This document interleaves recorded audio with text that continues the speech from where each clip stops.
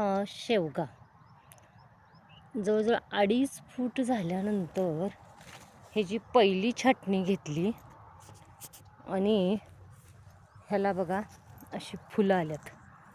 ही बघा, ही अशी फुलकळी आली, फुलकळी यायला लागल्या, फुलं यायला लागली त्याला अशी. आणि आता 3.5 फुटावरती एक छाटणी घ्यायची. आता 3.5 फूट झाले.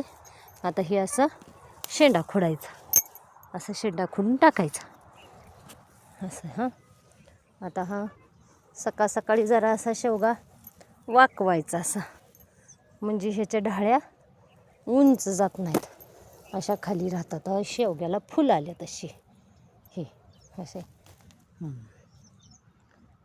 असं.